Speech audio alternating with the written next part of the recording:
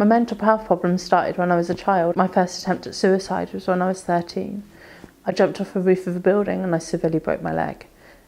Everyone believed the story that I gave, that I fell off a wall. When looking back now, I've been in the mental health services and they looked back on my notes. Apparently at the time the orthopaedic surgeon put that he was suspicious of the mechanism of injury, but he didn't follow it up.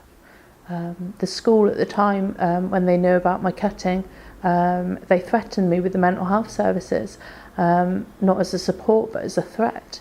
So I started hiding my self-harm, and it got a lot worse, but I had a lot of accidents that were unexplained, and that was just accepted by people, and I was ashamed of what I was doing, so I didn't want people to know about it. So looking back now, if it had been picked up when I was younger, I probably wouldn't have ended up being sent all around the country in all different secure units, because my mental health wouldn't have got so bad if I'd had the therapy and the support at the time when I was a child.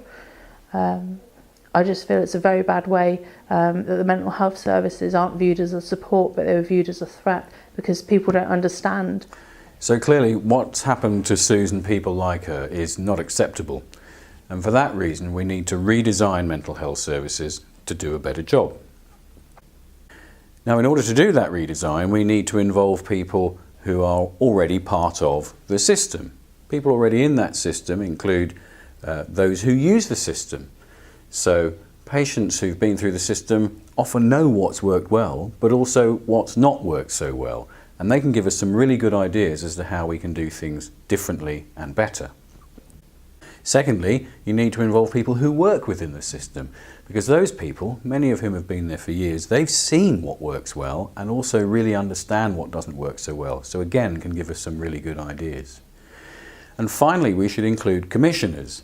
So those are the people who spend your money on local, hopefully good value health services.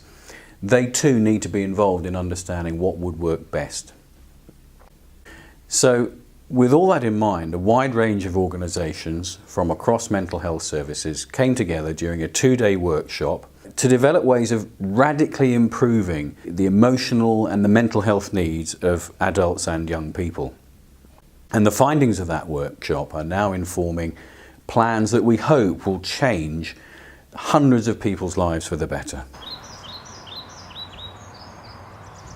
This is where you start to truly understand not only how a system is structured, but how it really operates. You create a picture of how people move into services and around those organisations that make up the whole system. And you also begin to learn some of the things that help or hinder progress. You start to make a picture of what these experiences look like on paper. You think about how people move into and around different parts of the system, and you begin to see where blockages or problems might arise. Perhaps because there's not a clear pathway to get to the next service or a way to move on to the next step. So you start to map out how journeys might look differently to better help that individual. Once you've got an idea about how things could work, it's really important to have a test run. With this approach, you can simulate how changes to one part of the system may affect another, and will also estimate whether those involved are going to benefit as intended.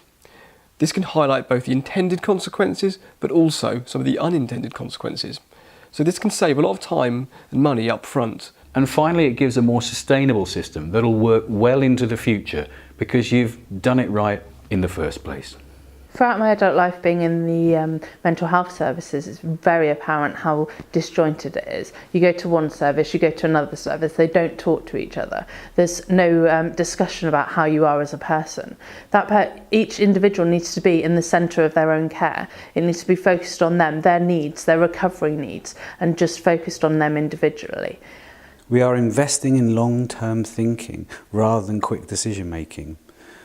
This will make a difference now, and it will make a long-term sustainable difference to those people that require our services in the future. This combination of a scientific approach and making sure we redesign the system alongside the people that use the system will bring a significant benefit and change the lives of all of those in South Devon and Torbay, now and in the future. We are endeavouring to create a system that produces emotionally resilient young people and supports people to their end of life.